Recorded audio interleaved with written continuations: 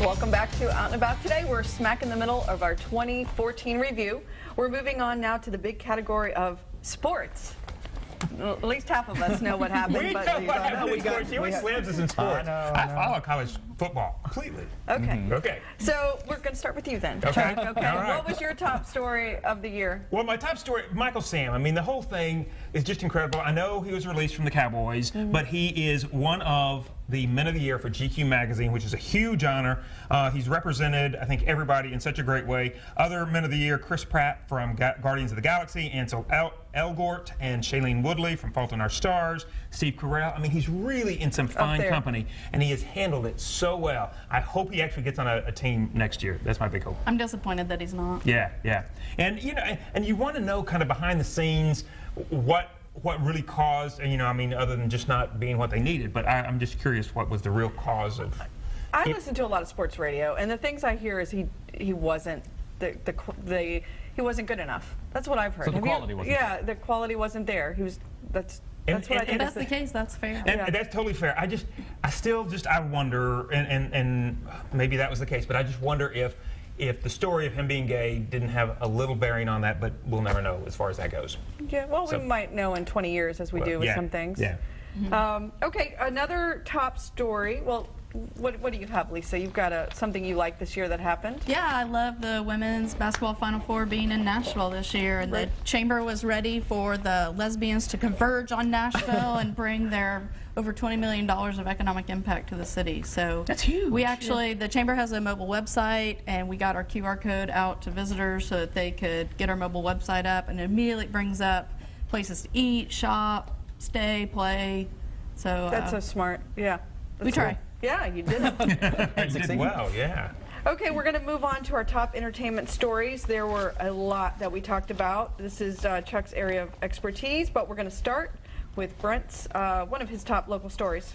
Yeah, it was sad to see Inside Out Nashville leave us this year. Their final edition was the cover with Wicked on it. That, for those of us that have been around a while, will remember that in its former incarnation as Xenogeny. Linda Welch has been the publisher of that. It's been around for many, many years. Sad to see it go, but yeah, so that was my pick. Yeah, that's a wah-wah pick, but I mean, I feel like it's important to appreciate. I'm with you. Yeah. Okay, Chuck, we're moving on to you. What do you have? Okay, Casey Musgraves, Shane McAnally, and Brandy Clark winning Song of the Year honors was huge. That song got very little radio airplay, and yet here we have a gay man, we have a lesbian, and we have a singer-songwriter in Casey Musgraves that is just representing country music so well. And I love what she said when they won the award for Song of the Year at the CMAs. Do you guys realize what this means for country music?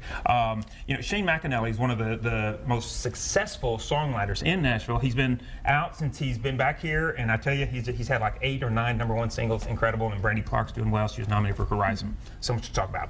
Yeah, that's awesome. I just have a note of, and I know so many beloved people die every year, you know, and we can't even get to them all to cover, but Joan Rivers passing. I've been a fan since I was 18, and she was subbing in for Johnny Carson.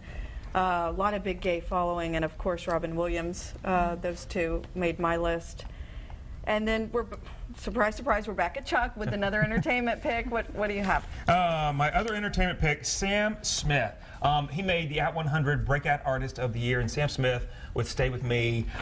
One of the things that I want to read real quickly, they say in the Out edition, have we ever had a pop star like Sam Smith? In a business currently powered by hip-hop, EDM, and Katy Perry, the thought of a man trying to forge a career as a swoony, blue-eyed soul singer once seemed almost absurd. But a gay male artist with a debut album documenting his unrequited love for another man achieving mainstream success, that's phenomenal. I mean, this is just, and to me, he's been like the Adele of this year. Everybody, he's on all the award shows. He's really doing well. And can I just jump in and say his concert here was amazing? You got to see it? I did get to see it. He was fantastic. The crowd it was such a mixed crowd, too. There were straight couples, gay couples. Everybody was there enjoying it. The place was packed, standing room only. It was fantastic. He's got a great career ahead. Yes, he does. Very much so.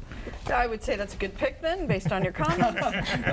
Okay, so this category, I don't know what we call it, just other things that fall not on my other categories.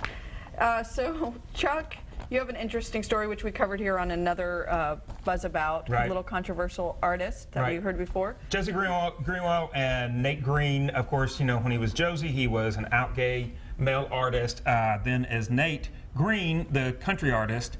And he did, he released a CD, he had a video, but there's no mention at all of the gay background. And to me, I don't know, it just doesn't seem authentic, and the CD really hasn't done very well.